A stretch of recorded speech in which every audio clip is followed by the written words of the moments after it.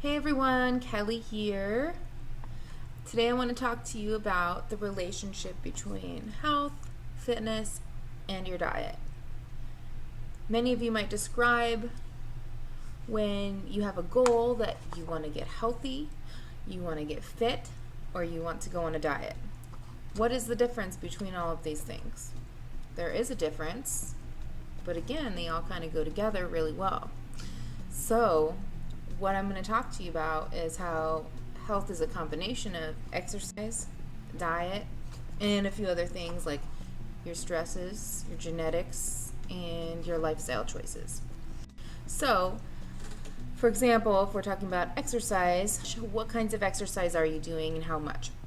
Or do you do nothing? So that is a reflection of your health.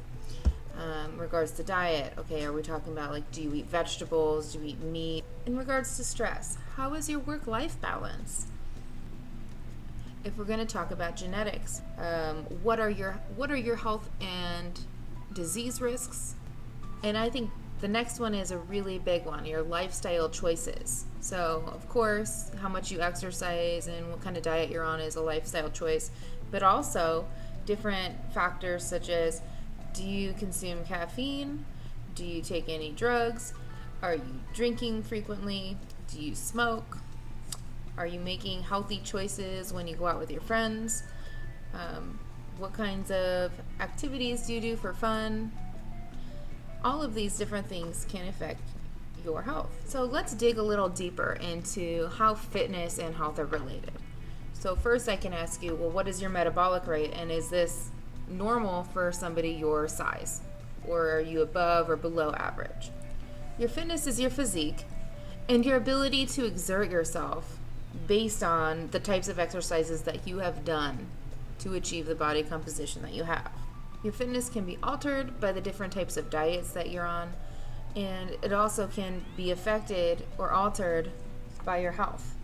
In fact, if you don't exercise to prevent injury, you're putting your health at risk because you could become injured and you could sustain chronic pain as a result of that injury.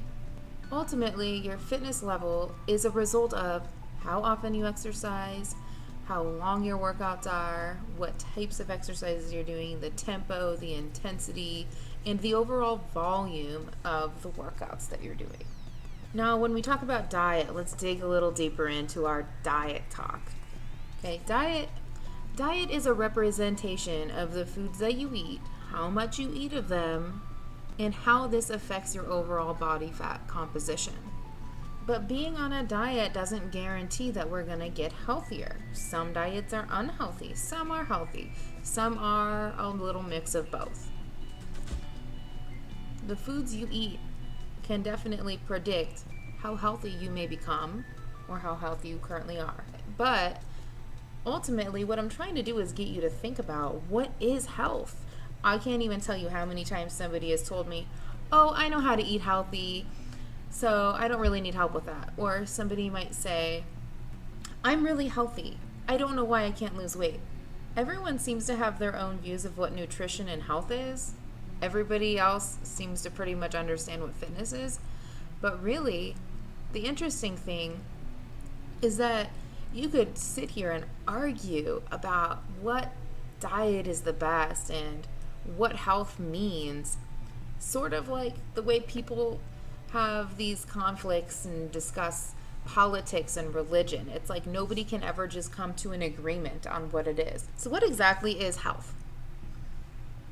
Health is a state of well-being. Being unhealthy would be defined as being sick, having an injury, being mentally ill, or being physically out of shape. That's typically what is defined as unhealthy. Being sick. Okay, so let's say you have the 24-hour flu. So that means that when you're sick, you're unhealthy, and then the next day when you're better, you're healthy again. Does health really fluctuate that much and that often? Well, that's something to think about. If you're truly healthy, then you probably won't get sick very often, and when you do, you'll probably overcome it really quickly. Is being sick really the best determining factor of being healthy? It's part of it. Also, if we're talking about being injured, we want to be able to overcome injuries really quickly and even prevent them. Now, in regards to mental health, if you're mentally ill and that makes you unhealthy, then what would you say? Because we could be sad one day and then happy the next. So is the one day of being sad, is that going to mean that you're sad, you're unhealthy that day, but then the next day you're healthy?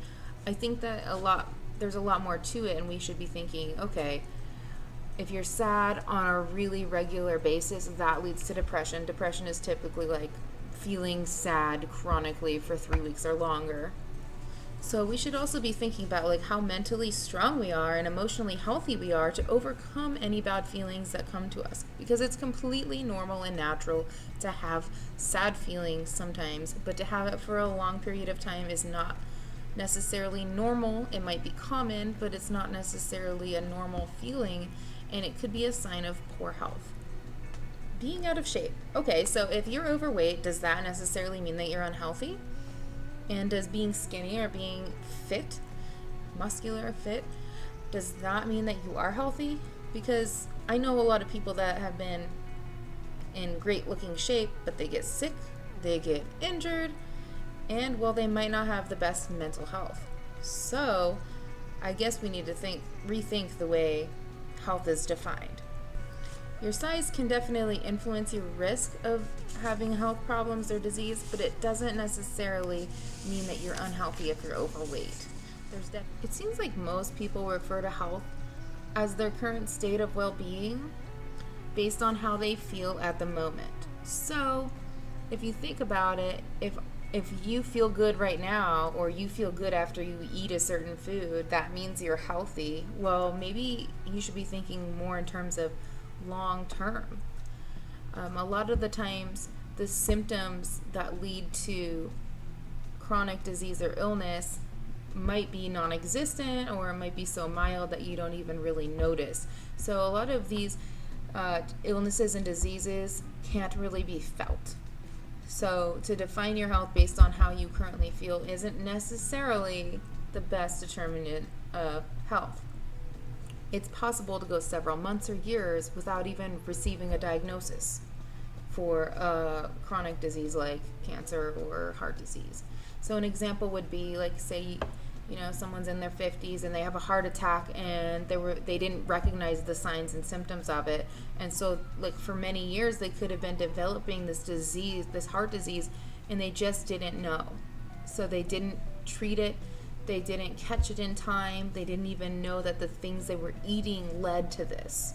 Have you ever gone to the doctor and you just didn't feel right, or you had a lot of symptoms and you started to worry and think something was wrong, and then the doctor came back and said everything's normal because some blood test said that it's normal? So maybe they were testing for the wrong thing, or maybe you are normal and maybe you're just overthinking, but maybe there's just a lot of things that go undiagnosed and we just don't know what's wrong, if something's wrong. So again, doctors are human. There's always a risk of human error. There's no perfect answer out there for whether or not you're healthy. Our health is comprised of more than just our physical state of well-being. Health can be defined by our recreation, our social life, our emotional and spiritual health, our mental health, and even our finances can determine our health. So how are you going to decide how healthy you are? Are you going to take a quiz online? Are you going to go to your doctor and get a health assessment or an exam? Are you going to run some blood work? Are you going to do a fitness test, a nutrition evaluation, a mental health assessment?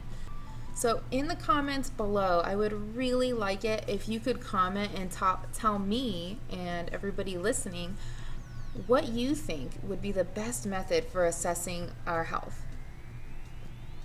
We should always be searching for answers to our problems. It's impossible to know what could happen in the future if we don't take care of ourselves. The foods we eat and the exercise that we do can be completely responsible for the illnesses that exist today. It is possible that we can maximize our health by choosing proper nutrition.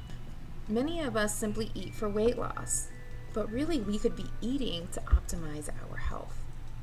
So to assess whether or not a diet is healthy is to assess how our body responds to certain foods, and how our health is changed and affected by what we eat. We can even use exercise to help maximize our health, because there are certain exercises that are actually healing, that can prevent an injury or be meant for post-rehab to heal an injury. Fitness doesn't always equate to good health.